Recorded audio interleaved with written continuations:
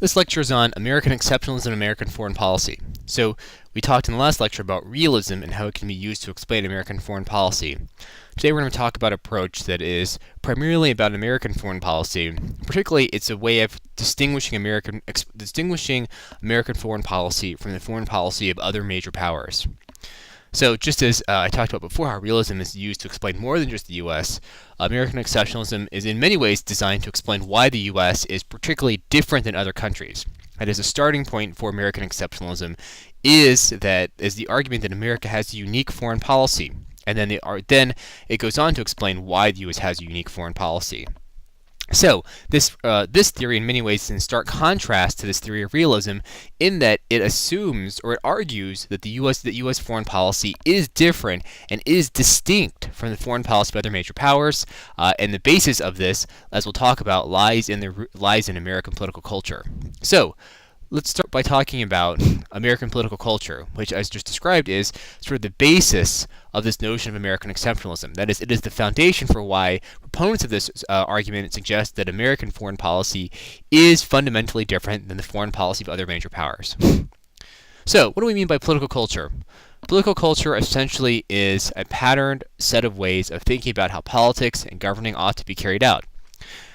Essentially, what it means is it's sort of a way of thinking about how governments ought to be formed. In other words, what's the proper way in which government is created. So you can think about this. There could be variations in how people accept the types of governments that are formed. You could think about this sort of in the medieval period, right? It could be sort of the proper role of government was formed by sort of monarchical dynasties. In other words, you could have in particular those monarchies that are inspired by religious rule. You could also think about this in more modern times, right? The notion of republican or sort of representative democratic government is sort of a way of thinking about how politics and government ought to be carried out.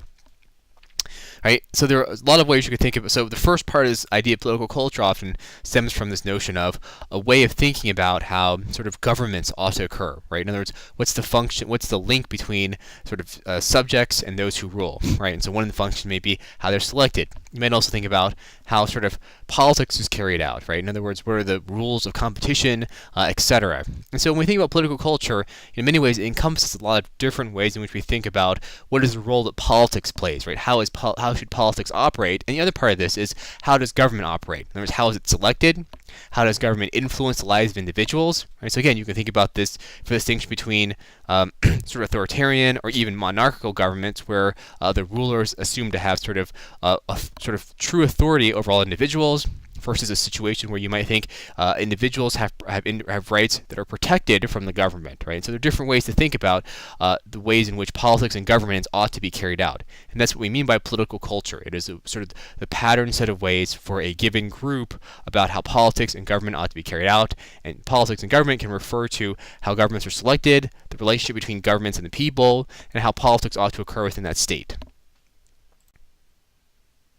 Now, a couple of things to talk about. First is that when we talk about culture, we are referring to political ideology, or ideology in the sense of people's beliefs about how about sort of the approach that politics ought to take. In other words, the approach that government ought to take in particular. Right? So if we think about ideology, we often sort of think about ideology as, in particular, right, the way people believe government ought to operate in respect to individuals. Right? So, for example, those who have more conservative ideologies tend to sort of view the government ought to be less involved in the lives of individuals, versus those who we think of on the more left scale of an ideology who favor more government intervention, right? And so when we talk about culture, we're not talking about sort of this ideological difference, specifically at how it's applied to policy. In other words, when we think about culture, we think about more the broader characteristics of how politics and government ought to, in general, be constituted, and not specifically the types of policies that governments ought to be involved in, right? And so the logic here is that you can have within one political culture a different set of ideologies. So to give an example, in the U.S., right, we all sort of, as we'll talk about in a minute, we can all sort of have this political culture of representative democracy. That's we all believe that government ought to be formed by the people. That is, you ought to have people who represent the people, and those representatives ought to be accountable to the people who elect them. But within this sort of notion of shared representative democracy, we can all have different ideologies. That is, some people can believe the government ought to be more involved in the economy. Some people can believe government ought to be less involved in the economy. So there's a lot of different ideological views within the same shared political culture. The second is that culture is a group characteristic and not an individual characteristic. That is, culture is a characteristic of a group, not an individual. Now, individuals obviously are carriers of culture, but when we think about about culture, it operates at the group level. It doesn't vary across individuals. So cultures differ across groups, but not necessarily differ across individuals per se. I mean, obviously, if you have individuals from two different groups, they would be different. But the notion is that as opposed to something like ideology or things like that, which are individual level characteristics, culture is a group level characteristics. The individuals share commonality if they're in the same group. The other part of this, being part of a group, is that culture then is transmitted across generations. That is, it's relatively enduring because it's a group characteristic. Now, culture can change, but we tend to argue it changes slowly because its evolution has to occur across an entire group, not just within a few individuals. The other part of culture is that it shapes action. That we tend to think of culture as influencing action, not necessarily determining the behavior or attitudes of individuals. So in other words, what we mean by this is that there are a lot of things that influence the behavior or attitudes of individuals. Culture shapes the bounds and creates sort of a barrier to which particular attitudes and behaviors are restricted. So, for example, as we talked about, right, the degree to which government is involved in citizens' lives in many ways is bounded by this notion of, in American political culture, of liberty. That is, the extent to which the government can be involved is bounded by this notion of individuals having some sense of sort of a liberty from the government. Right? Conversely, you can compare this to if you take this sort of traditional communist approach where individuals don't have this sort of freedom from government intervention, and so the bounds of which government policy can exist is much different than one in which you have this sort of notion of liberty as an important element of your political culture. So the point here is that this element of liberty doesn't determine the degree of government intervention. In other words, this notion of liberty doesn't say, the government will either sort of bail out banks or it won't bail out banks, but it sets boundaries on how far the government can actually go in terms of policy, and it shapes the types of debates you can have about these types of policies. So now let's talk about what many people who study American political culture outline as sort of 5 important or central elements of American political culture. The first, which I've already alluded to, is this notion of liberty. That is, American political culture is focused on this essential idea of liberty. That is, Americans feel that they ought to have some protection against the government. That is, there ought to be certain actions that they can take that are free from government interference, governmental constraints. The second sort of element that these scholars often talk about is the notion of equality. This is particularly equality of opportunity and not necessarily equality of outcome. That is, they argue American political culture prizes the notion that everyone should have the opportunity to participate and succeed. So, for example, everyone should have the opportunity to vote, should have the opportunity to sort of do what they want to do, but that the outcome that occurs does not have to be equal. And in fact, as we'll talk about, the next sort of element of American political culture in many ways is important for determining differences in outcome. But the fundamental part of equality is that it creates that people have the opportunity to do so.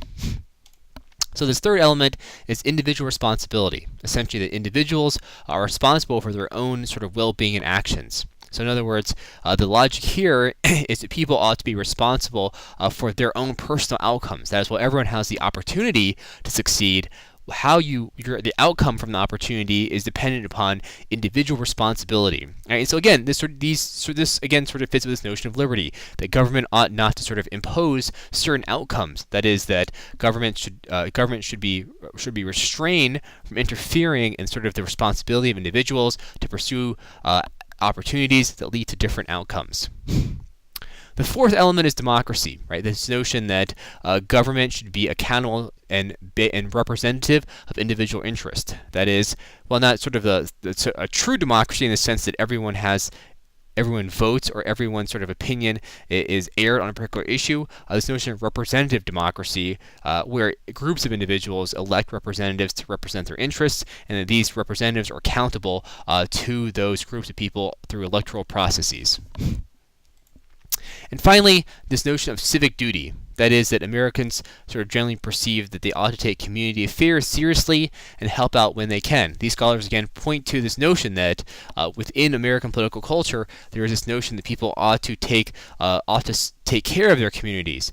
And again, they often point to this. This reinforces this notion of liberty. That is, that governments ought not to sort of impose particular outcomes on individuals, and that if there are disparities, it is up to the individual to sort of take charge and help those who are facing disparate outcomes from themselves. And so proponents who sort of focus on this notion of civic duty often point to differences in American government welfare spending compared to welfare spending of other advanced industrial democracies. So they point out that while American welfare spending is much lower as a percentage of the budget or as a percentage of GDP than other advanced industrial democracies, if you factor in sort of voluntary contributions towards welfare organizations that might sort of serve as welfare organizations, then the U.S.'s contribution isn't actually quite so low. And they often point to this as sort of this example of civic duty in operation. Now, proponents of this approach recognize there are often tensions between these aspects of American political culture. For example, liberty and equality have at times been in conflict in American political debates. That is, the extent to which the government should interfere to ensure equality of opportunity has been a central debate within American politics. So, as these proponents point out, these elements do not always act harmoniously in particular debates. In fact, they often are in conflict with each other. But what they point out is that the way the debate is shaped is surrounded by how it relates to one or more of these particular elements of American political culture.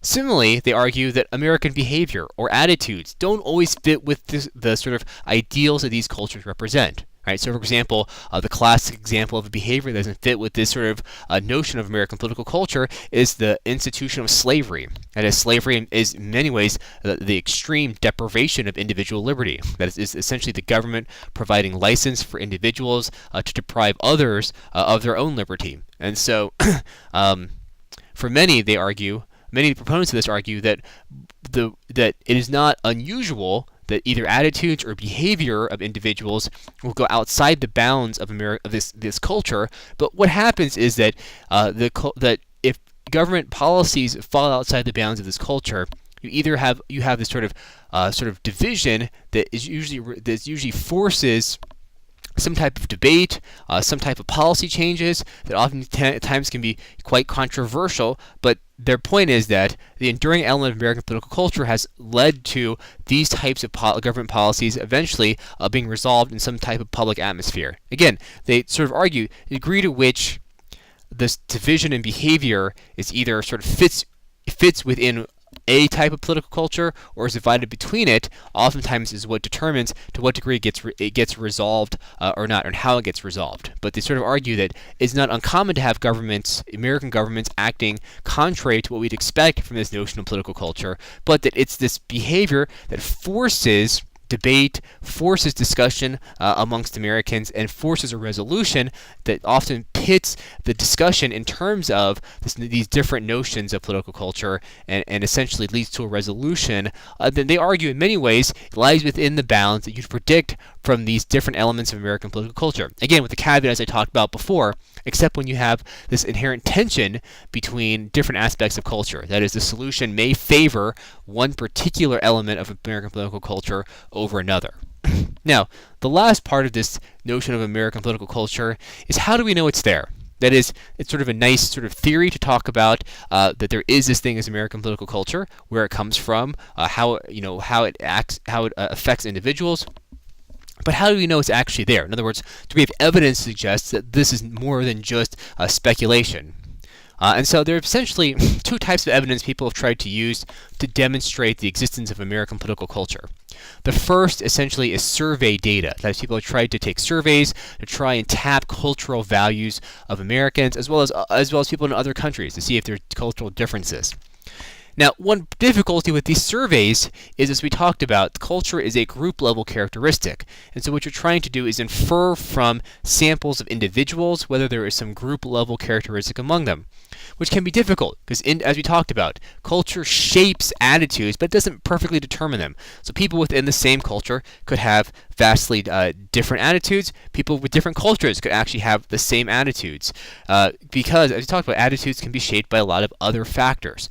And so this is sort of the difficulty in trying to use an individual level measurement, that is a survey, to tap into a group level phenomena. And so some scholars have tried to use batteries of questions to try and get at this notion of culture, but like I said, it's very difficult given the nature of the instrument and what you're trying to measure. The other way has been less sort of, you could say, scientific in the sense that it tries to look for elements of political culture within government policy or within society itself. That is, they try to identify elements of that you'd expect from a state with a strong political culture, right? So one example they give, and again, these are particularly people who focus on American political culture as playing a defining role in American government and American politics, is they look to the notion that within the U.S. there is this even governmental defined role of what it means to be American. That is, they argue that there's often attempts to consciously define, not just within society itself, but more generally by the government, what it means to be American. And what they mean by this is that throughout history we've had these sort of House committees on un-American activities, suggesting that there are activities that are American and there are activities that are inherently un-American, right? And so they argue that contrary to other countries, you don't necessarily have these same type of committees that focus on, either sort of on French or on British activities. That in the U.S., this sort of notion of defining what America is consistent, they argue, with having this sort of shared political understanding of these five elements of American political culture. And so, like I said, the difficulty is, do you believe this evidence? And so, you may not believe it, you may believe it, but the point is that this is sort of thing proponents of this have been trying to do. They've been trying to work on ways to try to determine what would constitute evidence and then look for that to see if it exists or if it doesn't exist. In other words, if it doesn't exist, then perhaps, this notion of culture is either A, improperly defined, or simply not operating the way these scholars expect it to be. So in addition to identifying what these particular elements of American political culture are, these same proponents try to identify what the origins of this political culture. And in particular, as I'll talk about, for many of these proponents, the origins are part of the reason why they argue the U.S. is unique in sustaining this political culture, unlike other major powers. And so the first thing they talk about is the founding. They essentially argue that unlike other major powers, the founding of the U.S. state was based on these sort of political, cultural ideals of liberty, democracy. And they argue that unlike these other states, other major powers, particularly European states, where the state existed even before some of these fundamental ideas were really being expressed as ideas by political philosophers. As they argue in the U.S., this notion of liberty and democracy was the cornerstone of the sort of foundation of the state of the U.S., whereas they argued in other states, these ideas came to rise just after the creation of the state itself. Second, they argue, is this sort of notion of abundance or frontierism within the United States. What they mean by this is that the U.S. historically has been in a position where land has been extremely abundant compared to particularly European states where land has been fairly scarce. And they argue this is important because when you have scarce supplies of land, they argue it creates social divisions by individuals. And as a result, they argue they argue, for example, in Britain, you have this sort of class system between those who own land and those who do not. And they argue throughout Europe, there's this sort of division of people historically based on land ownership and those who don't own land. And they argue in the U.S., this type of class ideology never developed because you had this very distinctive perspective towards land. That is, if you wanted land, you could acquire it. You just sort of had to move, in the early days, move further west to get your own land. Right? And so they argue because of the abundance of land, you didn't really have this type of stifling social system that you did in Europe. And so they argued what this meant for the development of political culture was that you could allow ideas like equality of opportunity, democracy, and liberty to take hold. Because groups did not see themselves in this zero-sum competition over resources. That is, they argued that because land was abundant, groups could all have as much land as they wanted, and as a result, you didn't have the development of competing groups. You didn't have the development of, for example, aristocrats who feared the rise of the middle class eroding at their own power, or those who own land fearing the rise of power being shifted to the landless. And so they argued because everyone could have land, you didn't have the same ideology of zero-sum politics that grew out of scarcity in many of these other European countries. Third, they argue, is Protestantism, or more particularly what they mean is the development, the sort of establishment of decentralized religion as the primary religions within the United States. They argue, again, in contrast, and particularly argue to Europe, where Catholicism, or more hierarchical religion, was the dominant sort of religious approach. They argue in the U.S. what you had was religious groups that were highly decentralized. Now, part of, as they argue, was just a function of distance. That is, given the distance from Europe and sort of the difficulty in sort of communicating with Europe at the time, religious organizations had to become decentralized from their European counterparts. And the point they make is that this decentralization meant that churches became essentially small functioning governmental organizations, and that it's these sort of civic skills garnered within these small decentralized churches that create the foundation for this culture of sort of equality, democratic representation through the church, etc., right? And the sort of notion of particularly community giving and such. And so they sort of argue that this decentralized religious approach in the U.S. led to a much different perspective about how people ought to act and how government ought to interfere. That's very different than the sort of very centralized religious authority that existed in Europe, they argue. Fourth is this notion of Lockean values. And essentially what they mean by this is that within the United States, there was widespread acceptance of the ideas of John Locke, a sort of noted political philosopher. And they argued that his sort of second treatise on government, even though it was published sort of at the very end of the 17th century, was, again, very well read by the American colonists. And for many of them, they believed that the ideas of Locke were essentially what they were living through, right? And so they essentially, the point that these scholars are trying to make is that whereas in European states, you already had a state. So the ideas of Lockean values were essentially philosophical. Just as today, if you were to read political philosophy, what you read is very philosophical in the sense that you live in a state, you live within a government, and so what these people are talking about is in many ways in the abstract. But for proponents of this idea of American political culture, they argue that the founders of the U.S. didn't exist in the same type of government or state that their European counterparts did. And so they believed that what Locke was talking about was really what was going on in their own lives. So in particular, when they talk about Lockean values, they sort of walk through the basic arguments that Locke talks about in his second treatise on government, and how the colonists might have perceived this to be what they were experiencing within their own lives. So in particular, they argue that Locke, like other philosophers, talks about a state of nature, that is, a state of nature that exists prior to the formation of government.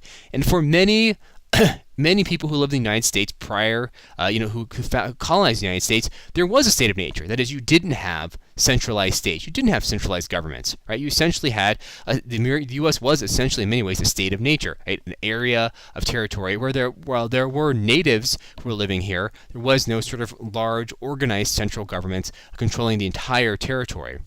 Now, Locke, unlike Hobbes, sort of viewed this state of nature as one of sort of peace and goodwill and mutual assistance, as opposed to Hobbes, who sort of saw the state of nature as a war against all. Now, this difference in perception of state of nature is important, because it leads to the second characteristic. That is, for Locke, individuals possess certain rights prior to the creation of states. That is, for Locke, in this state of nature, everyone has certain inalienable rights, and that in this state of nature, the general notion is that people are generally, have a desire to act peacefully and in goodwill towards each other. And so he argues in the state of nature, people have certain inherent rights that are given to them by their creator and prior to the existence of a state. So what Locke talks about then is that people leave the state of nature by joining together to form governments through social contracts. And so again, this notion of a social contract it seems to ring true to what's going on to these early colonists. That is, they are forming social contracts, right? So perhaps the most famous of this is the Mayflower Compact, essentially an economic organization of those who came over on the Mayflower in terms of the settlements they would form and the goods they would produce and send back. And so this notion of a social contract fit with the experiences of the colonists. So this is why for many, this notion of Lockean values sat very well with early American thinkers. Now, this notion of social contract essentially is that government is formed and continued by the consent of the individuals. That is, the contract is based on this social idea of put forward by those who are governed by it. And the primary goal of this social contract is to further the enjoyment of the individuals within it, to further allow for the enjoyment of individual rights and individual property. That is, Locke talks about that any government that's constituted is nothing but the consent of any number of people, of a majority, to unite and incorporate into such a society. And essentially what Locke is talking about is that the social contract, or the creation of government, is essentially nothing but the consent of people who want to form into a joint society for the better promotion of their individual rights. And so the idea is straightforward, right? That is, if there is some centralized government, you can prevent the predation of certain individuals by other individuals, allowing everyone to enjoy their rights. Again, similar to what we talked about with this notion of anarchy in the international system, right? Removing anarchy from the domestic system means people can better enjoy their day-to-day life without concern for the possibility of predation. But because this notion of individual rights and the social contract being for the existence of the promotion of these rights, Locke talks about government should be inherently limited. That is, government is intended to further the rights of individuals. In other words, it alone has while the government can coerce individuals because it's given that power through a social contract, it therefore has to be limited to prevent it from threatening the thing it's designed to create. It was designed to do. That is, protect the rights of individuals. So for Locke, this is idea of limited government, again, because these other aspects, state of nature, the inalienable rights, the social contract, fit with these colonists, the idea of limited government also fit well with them. That is, their experiences led them to really side with the ideas of Locke in terms of his political values.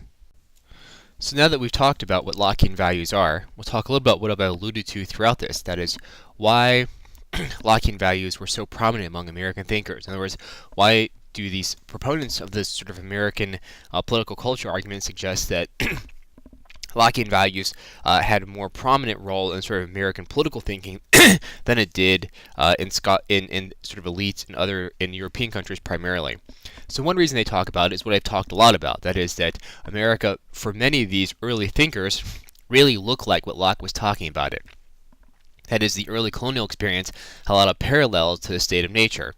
The early colonists joined together in written agreements to form societies. For example, as they talked about the Mayflower Compact, which is very similar to this social contract. Thus, for these early settlers, Locke was not an abstract discussion of philosophy or politics, but rather it was in a description of the reality in which they were living. So to them, what Locke was talking about really seemed like the type of situation that they existed in. Second was the lack of an aristocracy. So in other words, in Europe, there was the existence of a feudal aristocracy presented itself as an organized resistance to these political views because it challenged their dominance of the political system.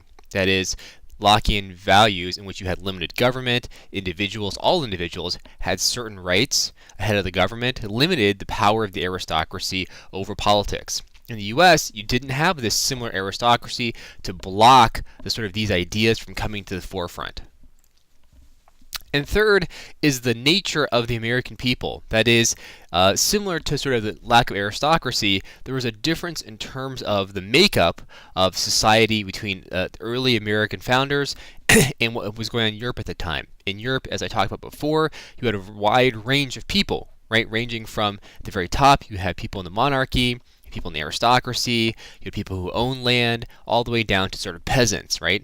And so you had a wide variety of different types of individuals who had different incentives in terms of the way politics evolved. In other words, as we talked about, the aristocracy had a particular view, peasants might have a particular view, and as a result, you had this competing class incentives that prevented this particular lock-in values from settling in.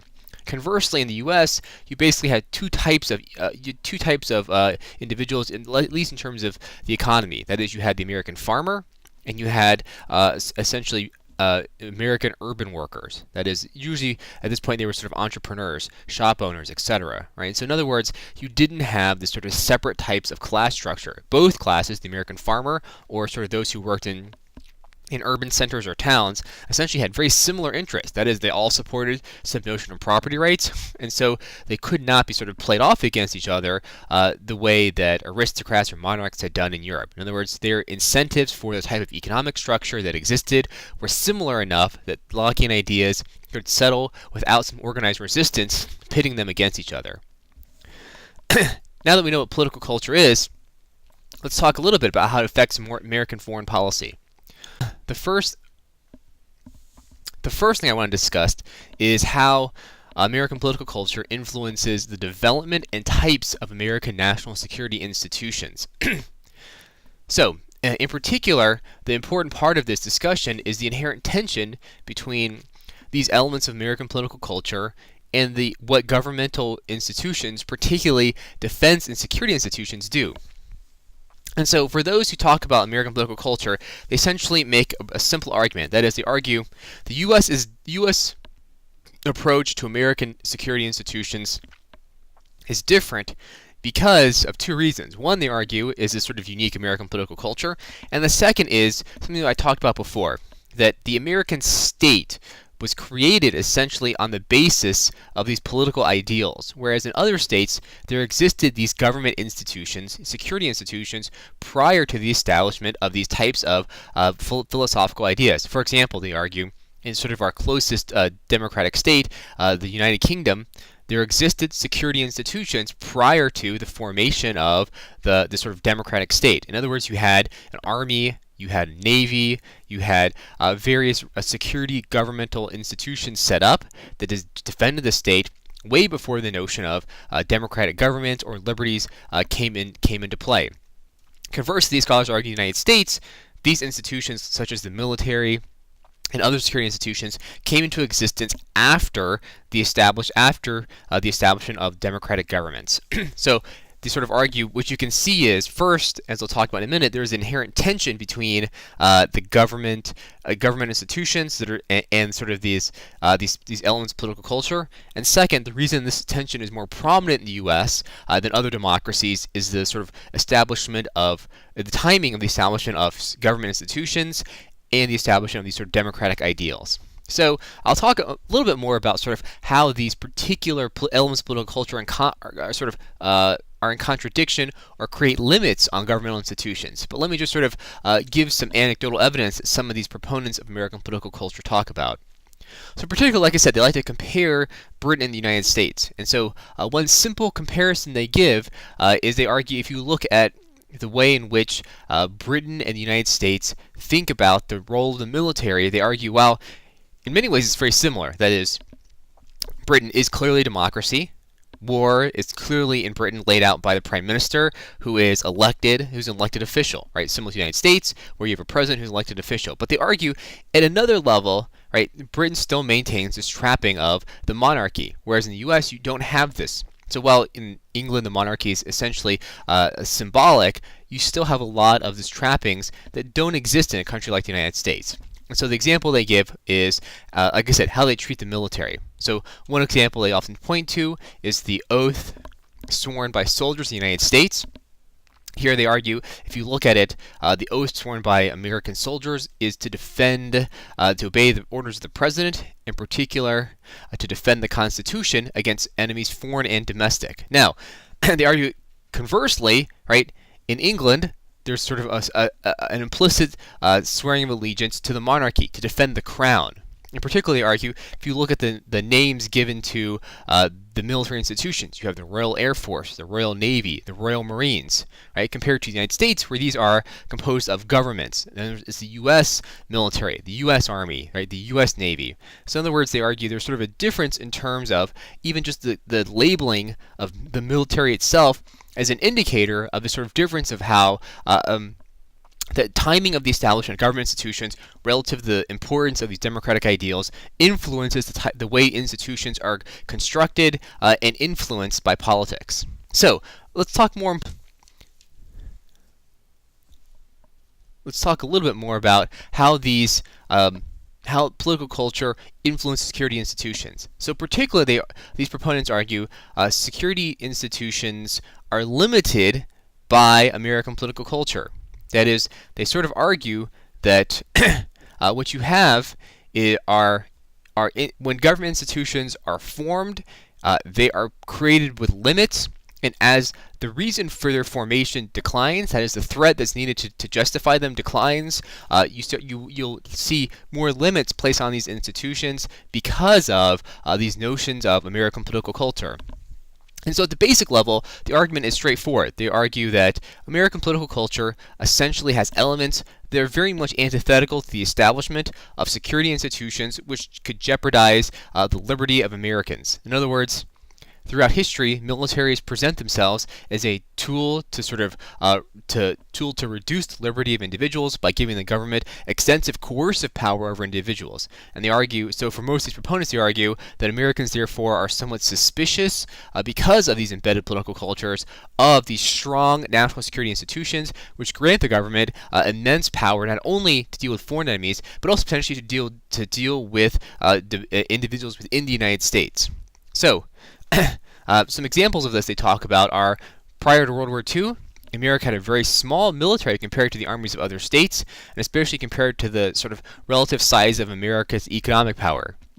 That is with the exception of during wartime periods like World War I. Similarly, if you think about the speeches you read from American presidents, they all focus on this notion of, being wary of the expansion of the military. Right? The most recent of this is perhaps Eisenhower, who warns against a military-industrial complex. Right? And so, for these proponents, they argue that the U.S.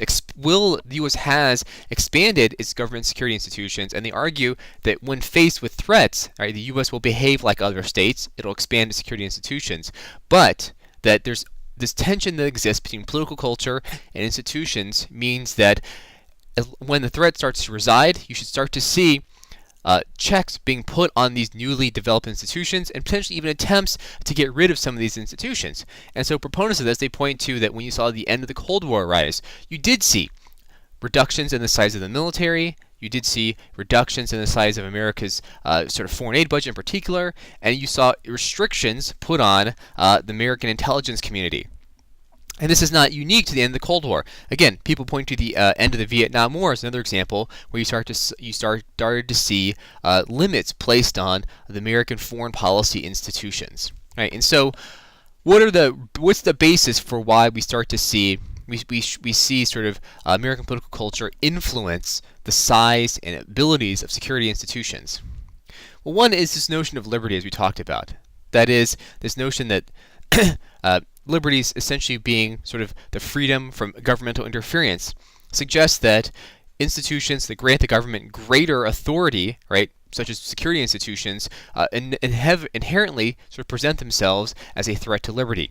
And as a result, there sort of are proponents of this political culture argument suggests that there should be attempts to resist these encroachments on liberty, and that these encroachments are accepted in times of threat. But once that threat resides, you should see attempts to sort of scale back these threats at liberty. Second is accountability. That is, again, this notion of democracy, individual responsibility. That is, that the government should be accountable to the people who elected them. And as a result, accountability suggests that large security institutions particularly create some degree of unaccountability, especially with the creation of organizations designed to deal in secrecy. And so for proponents of this, again, these things are allowed in times of threat to defend the U.S., but when that threat erodes, you have questions arise about the legitimacy of these organizations and whether they actually fit with the notion of U.S. government and U.S. politics. And so some examples of both of these that we can see at work in debates today, for example, are after the 9/11 hearings sort of pointed out this debate about why the U.S. didn't have intelligence that led them to sort of stop the 9/11 attacks. Many people were critical about limits put on the intelligence community during the immediate post-Cold War period, such as limiting payments to informants who perhaps had violated the human rights of others. Again, the goal of which was to implement sort of American ideals into foreign policy. That is, not sort of help people or not aid people who violate the human rights of others. But this sort of, again, it puts it in tension with the notion of having security institutions designed to maximize maximizing getting information. Another debate you can think about this is this sort of more recent debate about torture, right? And even beyond torture, the detention of terrorist suspects, right? And so immediately after 9/11, you saw some acceptance of this given the potential threat. But as time has worn on since those attacks, you saw a lot of concern about the degree to which what types of interrogation techniques were viewed or not being viewed as torture, as being sort of questionable under sort of what we viewed as standards of American behavior, and more importantly, this sort of detention, what that meant for how the Constitution operated and such. And so these debates still exist today. That is, you still continue to see this tension in American foreign policy between institutions designed to protect the United States and the effect they have, or the view that they have within American political culture about potentially being unaccountable or jeopardizing American liberty. And as a result, you see this sort of push back and forth between those who argue we need these institutions to protect the United States, and then within the United States, there's pushback by those who argue these institutions represent a clear threat to American liberty. And so, as you can see, this sort of, for these proponents of American political culture, this push back and forth is for them evidence about the importance of American political culture influencing American foreign policy. In addition to American political ideals influencing the type of foreign policy institutions that are developed, these proponents of this sort of American exceptionalism argument suggest that American political culture has a strong influence on American goals and approaches to American foreign policy. So, as I talked about before, American culture sort of emphasizes emphasis on accountability, promotion of liberty, democracy, and other types of ideals. Has influenced the way in which we developed our own internal security institutions. Proponents of this American exceptionalism also argue that we sort of reflect these ideas externally in terms of the types of goals we pursue internationally and the types of policies we pursue. So the general logic, they argue, is similar to what I talked about before. That is, these institutions may not dictate particular policies in any given situation.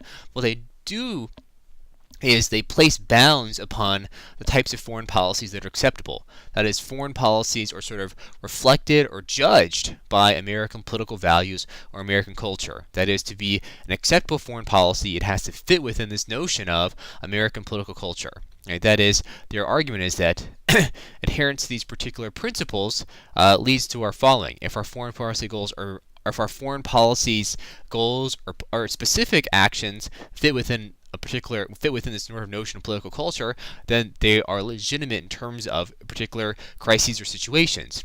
However, in certain situations, some types of policies simply will not be considered because they fall outside the bounds of American political culture. In other words, American foreign policies are judged by this external standard of American political culture in terms of whether they can be used or not.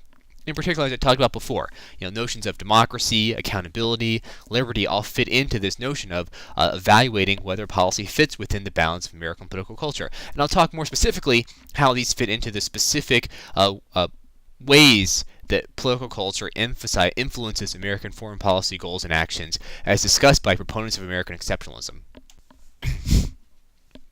So these proponents essentially argue there are a couple of ways in which American political culture influences American goals or the American conduct. One of which they argue is a strong dislike for power politics, realism, and I put diplomacy here and I'll talk about why in a minute. But this is in stark contrast to what we talked about in the previous lecture, that is, realism as being a primary explanation for American foreign policy. And so proponents of this argue that power politics in many ways cuts against the sort of doesn't fit well with these notions of American political culture, in the sense that realist policies tend to sort of distance themselves from the promotion of particular ideals, and they tend to distance themselves, they tend to allow for the expansion of government security institutions without checks domestically. And so, for these proponents, they tend to, of this American exceptionalism argument, tend to suggest that America in general likes to avoid the use of power and the use of diplomacy to promote power in foreign policy. So, what they mean by diplomacy here essentially is that many of these sort of early American thinkers link diplomacy more so to this notion of using statecraft to promote the power of a particular state, right? And so, as we talked about before, this notion of expanding state power in many ways was potentially threatening because stronger states potentially posed a threat to the liberty and democracy, to the liberty of individuals, and to democracy, to democratic regimes in general. Right, and so for these proponents, the goal of for the proponents of American exceptionalism, they argue the goal of American foreign policy is not the pursuit of power. Rather, it's the maximization of these these ideals behind American political culture. And they argue that because realism doesn't fit with this notion, it tends to be rejected within American political thought. A second related point, they argue, is the creation of a dichotomous view between war and peace. That is, that while peace is generally preferred, when war breaks out, it is not viewed as a continuation of negotiations that occurred within peace. That is, war is fought for higher purposes. That is, if we have to fight a war, it has to be based on something within the notion of American political culture. That is, it has to be fought for some broader goal beyond, for example, territory, beyond simply policy differences, etc. That is, this notion is that when you have these differences on territory or policy, that peaceful negotiation should be the way to address them. And that when you go to war, the justification for war has to be within this broader notion of American political culture, right? And so some examples they talk about this are in World War II and World War I, where both Wilson and FDR sought extensive change to the international system after each war. That is, they viewed America's role in the war as a way of sort of altering the sort of status quo of the world system and as a way of promoting American political ideals in the international system after the war, right? And so, for example, these proponents essentially argue that within American political thought, you don't like to see this linkage between force and sort of diplomatic efforts, and that once you switch to force, the justification really switches from policy differences to one of painting the other side as one that presents itself as a fundamental threat to these notions of American political culture. Third is a suspicion of the military generally. That is, a suspicion of using military, particularly land power in particular. As I said before, in many ways, right, large standing armies have been seen as a general threat to liberty in the U.S. and historically. It is liberty being a central concept, this notion of having an expansive American military, particularly one in which you start to have higher levels of military control over operations, really starts to get to this core of how accountable is the military to the civilian population, and to what extent does the military present itself as a threat to liberty. And you see some of this even today. Like I said, I mean, this is in many ways taken to an important part of American foreign policy. There are many today, for example, who suggest that public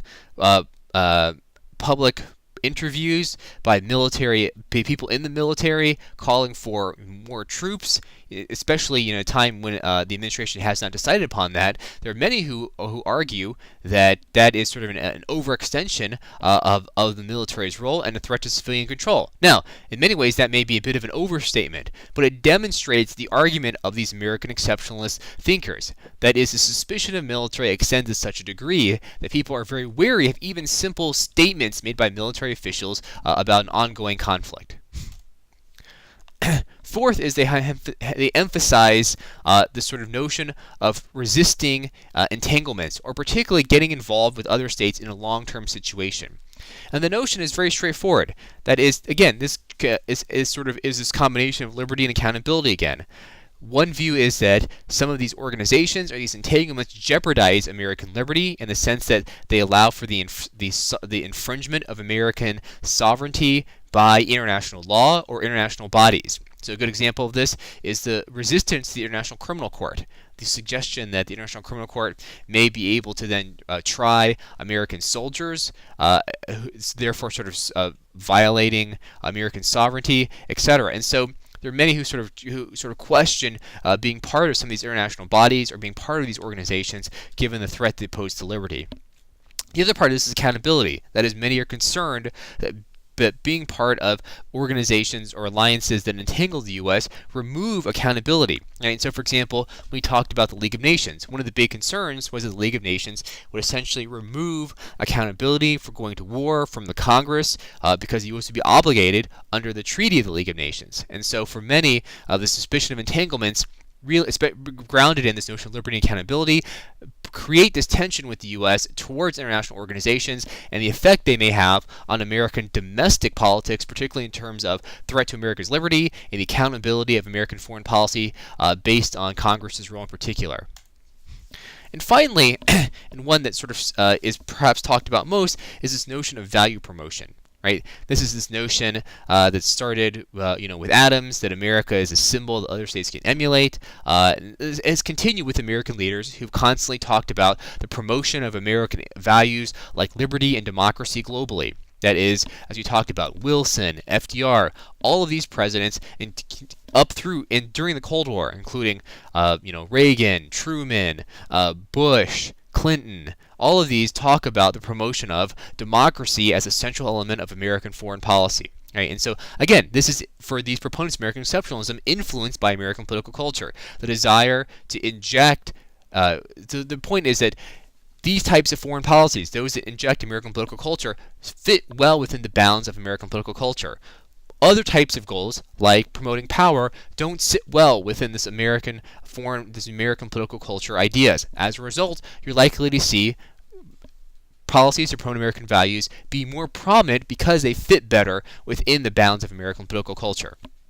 Now, there's a lot of debate about this notion of value promotion, and we'll talk about it in a couple of ways. One debate is what we talked about with realism. That is, that American exceptionalists are right, that America does promote its values. This is a critique laid by Morgenthau, who argued this creates this sort of moral crusading, which creates a lot of danger for the United States in creating more wars. We talked a lot about this in the last lecture. The second are those who propose a theory of realism. They critique this by saying that it's not true, that America doesn't actually promote democracy. They call it window dressing. What they mean by this is that presidents use the rhetoric of democracy to justify power foreign policies. That is, that it is easier to sell a foreign policy if it's veiled in the rhetoric of democracy and liberty than if it's veiled in the rhetoric of power politics. But their argument is that in the end, it's really power that's driving American foreign policy, the pursuit of power. But to sell it to the public, presidents often use this rhetoric of democracy. And finally, the final approach to this is one we just talked about. That is of American exceptionalists. That is, they argue that the view of a world order is informed heavily by American political culture, and that policies like promotion of democracy, promotion of liberty, fit more squarely in this notion of American political culture than other types of policies like the promotion of power and etc. So, as we talked about, to conclude here, American exceptionalism, similar to realism, is a theory used to explain American foreign policy. Unlike realism, the basis for American foreign policy, according to this theory, lies in American political culture and the distinctiveness under which American political culture came to rise in prominence prior to the establishment of American government institutions. Right? As a result, they argue, unlike realist thinkers, they argue, American foreign policy is driven more by trying to fit policies into this bounds of American political culture than the pursuit of power, which realists effectively argue is sort of the basis for, or the goals of, for American foreign policy.